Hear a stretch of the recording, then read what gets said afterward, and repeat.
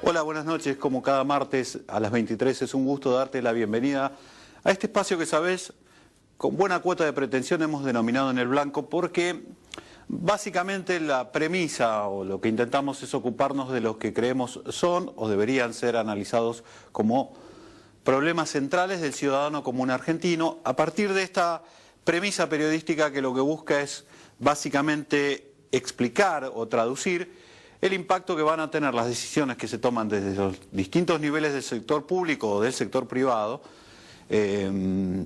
y alertarte de que eso que te parece que está en términos complicados, explicado o planteado en los editoriales de los medios o se discute, ya te digo, de manera un tanto capciosa y que te parece que no lo entendés. Bueno, lo que intentamos aquí es precisamente alertarte que esas decisiones o lo que se está hablando en esos niveles tarde o temprano va a impactar en tu condición de trabajador, de consumidor, de inversor, en definitiva en tu calidad de vida. En esta oportunidad vamos a posar la mirada sobre lo que dejó el turno electoral de la capital federal el último domingo. Ustedes saben que entramos en lo que se podría llamar la parte caliente del calendario electoral, que va a desembocar en la presidencial, en cuando los argentinos elijamos un nuevo gobierno. Los resultados fueron en algún sentido sorpresivos, si bien no hubo sorpresa respecto a quienes quedaron clasificados para la segunda vuelta, sí la diferencia fue sorprendente. Parece quedar herida de muerte la idea de que el gobierno cuenta con un consenso pero extraordinario, que es lo que planteaban desde algunos medios oficiales y lo que plantea el propio gobierno o los propios ministros. Pero además quedan para el análisis algunas performances que fueron realmente llamativas de algunas fuerzas de la oposición, y lo que queremos tratar de entender es por qué la gente votó como votó. Particularmente en mis términos personales, uno sabe que Buenos Aires es una ciudad particularmente refractaria al justicialismo o al peronismo, pero además hay una condición en esta oportunidad que más me llama la atención, que tiene que ver con que la ciudad debe ser el distrito económicamente más favorecida por este gobierno. La cantidad de subsidios que el gobierno nacional pone en la ciudad de Buenos Aires, donde podés literalmente cruzar la ciudad por $1.10 mientras los cordobeses pagan 3 veces más. Esa clase de discriminación que hace en favor de los porteños no le rindió nada, evidentemente no le rindió nada. Ustedes saben que en estos términos de los subsidios el gobierno tiene una política casi no de Robin Hood, al contrario, de Hood Robin. El subsidio al consumo del gas en la capital federal o en los grandes centros urbanos, en realidad en la zona metropolitana, es muy fuerte, y en el interior tienen que pagarlo mucho más caro, o ni que hablar aquellos que acceden a la garrafa desde el tercer cordón del conurbano bonaerense, que también lo pagan mucho más caro. Y sin embargo, en términos electorales, otra vez se demostró que no le ha rendido nada. Hoy vamos a tratar de analizar este fenómeno y vamos a tratar de ver además si esto sienta un precedente de cara a lo que viene. Acompáñanos.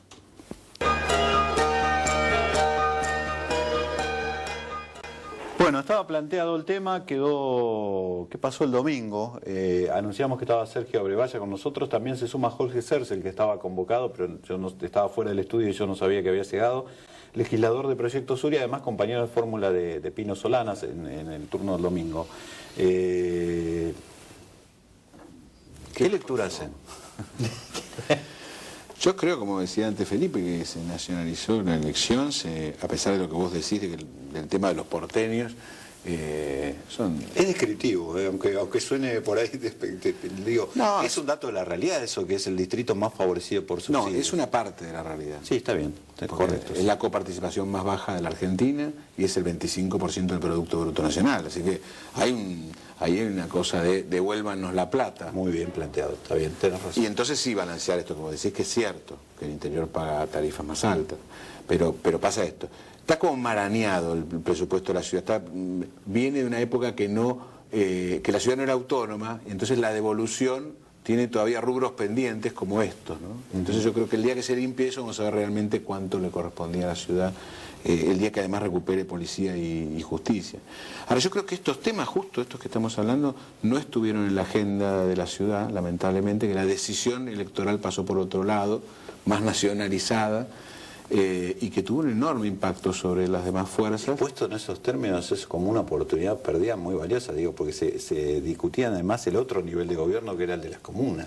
Sí, y aparte un gobierno que yo creo que tiene muchas cosas cuestionables, pero además me parece que hay que hacer una autocrítica desde lo que se llama el progresismo histórico en la ciudad de Buenos Aires, esas fuerzas políticas que creemos y que creíamos en la inclusión, en la integración, en la participación ciudadana, ese sueño de la Constitución del año 94. Digo, hay que hacer una autocrítica porque de Macri para acá, o quizás de la elección del 2003 de Ibarra que dice Macri sí, Macri no, anti-anti, es que se pauperiza la política, deja la agenda fuera de la ciudad, si el subte, si esto queda fuera en la elección. Se debate durante 4 años, pero en la elección queda fuera. Sí, termina siendo una cuestión de personajes y simpatía por uno o por otro. Casi ganó Macri sí, Macri no. Estos son los últimos años de la elección. Entonces, imposibilita muchísimo llegar con otros mensajes y barre y concentra de una manera mala, ¿no? Jorge, tu análisis. Pues bueno, más o menos coincido con el de Sergio. Se nacionalizó, en realidad no es que se nacionalizó, la nacionalizaron la campaña. O sea que había todo un interés del gobierno de que el opositor a Cristina fuera Macri. Hay vasos comunicantes, negocios conjuntos, y se hizo todo lo posible como para que se fuera polarizando muy de a poco en función de ¿qué? De que el gobierno tiene sus medios y la oposición tiene los suyos. Los dos son aparatos de gobierno, tienen mucho dinero. Lo que decís, porque siempre, yo lo planteé alguna vez en el programa, de alguna manera Macri fue elegido por el gobierno como rival, ya en aquel momento en que partieron el espacio entre Ibarra y Tellerman, lo favorecieron, digamos, de pero por supuesto. En términos objetivos.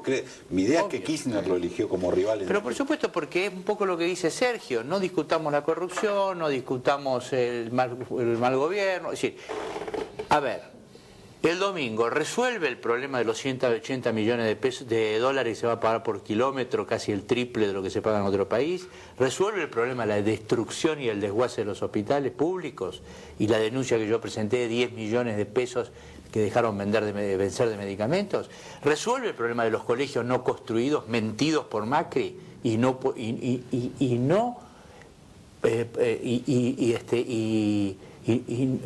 haber podido Burris presentar pruebas de esos colegios en la justicia.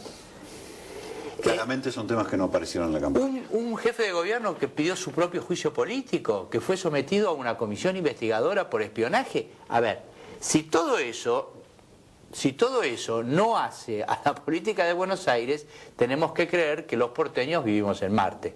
No, no es así. O sea que hay hubo una intención de que se polarizara, hubo un acuerdo de que se polarizara, hay intereses comunes, hay negocios de debido con Macri, por eso Franco Macri pronunció ayer su declaración de que votó a Macri pero ahora va a votar a Cristina. Ahora, tiene que haber también un mea culpa, digo, del resto de la oposición, porque cuando uno ve que además el resto estaba en... Saquemos estos dos, había 15, 14, bueno, no importa, había 13 candidatos del otro lado de la oposición, y en varios de ellos uno podía encontrar hasta coincidencias. Bueno, sí. Ellos han tenido la fuerza que más resistió, pero no ha sido mala en esta polarización la elección. Pero yo creo que sí, que hay una parte de autocrítica que debemos hacer, siempre algo de responsabilidad tenés, incluyendo lo que dice él, ¿no? Es decir, démonos cuenta que ellos polarizan, que son gobiernos, que tienen plata, bueno, está bien, pero ¿cómo se arma de este lado un relato de ciudad nuevo, ese sueño de ciudad diferente, que incluye, que es mejor, que es más eficiente, que resuelve el problema de la gente, de este lado? Y eso yo creo que lo tenemos que hacer en estos años para entender que en los próximos 4 va a volver a pasar lo mismo. Los partidos del poder, Macri y Cristina, van a volver a plantearnos, o los que estén, van a volver a plantearnos una lógica anti, ¿no? Este no soy yo, este no soy yo. Y van a tratar de sacar el debate de la ciudad de la agenda. Nosotros tenemos que lograr en estos 4 años incluirla tan fuertemente que estos temas no escapen. Él decía algo que es real, el costo del subte. La ciudad tiene 46 kilómetros de subte. Macri prometió, nosotros lo pasábamos en YouTube, en el debate con Tellerman, 14 kilómetros, no 10 como pasó la historia, 14. Dice, son idiotas si no construyen 14 kilómetros por año. Lo dicen, lo pasamos por televisión, una cosa increíble. El tipo hizo 300 metros. ¿Cómo salió eso del debate? ¿Cuál fue el fenómeno que lo sacó tan fuertemente que le dio igual el 47% de los votos, que no tiene castigo eso? Ahí tenemos que encontrar la manera de este lado. Déjenme preguntarle, porque me queda un minuto nada más. ¿Cómo, digamos, con esta lección, lección en el sentido de aprender, digamos, buscando aprender, qué creen que deben plantearse sus respectivas fuerzas de cara al turno presidencial? No, bueno, nosotros tenemos un candidato que es Alcier Gumedo y Jorge Cardelli, y la verdad que vamos a seguir sosteniendo lo que hemos pensado siempre, digamos, no vamos a cambiar. ¿No van a bajar la candidatura en favor de Wiener, por ejemplo? No tiene sentido, porque nosotros no pudimos llegar a un acuerdo por un problema de tiempo. Y Proyecto Sur tiene su propia impronta, su programa, las 5 causas, y eso no lo vamos a bajar. Y una cosa que te quería decir también, comentar, porque en realidad, digamos, definir lo que pasó en esta elección es una discusión larga y son muchos los factores, pero lo cierto es que, digamos, cuando no hay crisis, el ciudadano trata de que no le muevan el sillón, quiere que el sillón, si no se le mueve, mantenerse quieto. Ahora, cuando ve que la crisis le mueve el sillón, se agarra de cualquier cosa, menos del que está gobernando. Y los momentos de crisis son en donde se producen los grandes cambios. Esto no lo digo yo, lo dijo Adam Smith, lo dijo Federico Engels, digamos, está analizado por muchísimos hombres de la política y de la economía. Bueno, evidentemente todavía en la Argentina no se registra una situación económico-social grave, por lo menos... Que tenga impacto en la política. Y que tenga impacto en los medios de comunicación. Tu conclusión, lo más breve que puedas, sé que soy un poco tirano, pero entendeme. Para la presidencial nosotros sostenemos a Carrió que va a seguir adelante, son elecciones diferentes, Macri no está en la presidencial, así que puede haber un nuevo escenario el 14 de agosto, no sabemos cuál es, pero puede haber un nuevo escenario. Y yo coincido mucho en lo que él planteaba, ¿no? La situación de no crisis hace que el ciudadano, sobre todo en Buenos Aires, quiera que las cosas permanezcan igual. Y ahí uno se pregunta cuánto habrá de razón de algunas encuestas que decían que alguna parte del electorado de Macri votaría a Cristina, ¿no? Habrá que verlo, pero... qué fenómeno, eso ¿no? lo sabremos en algunas semanas más seguramente. Sergio, gracias Jorge, disculpen porque nos quedamos sin tiempo. En el próximo bloque con nosotros, Fina Delgado de Gordillo, ustedes saben, le pese a quien le pese.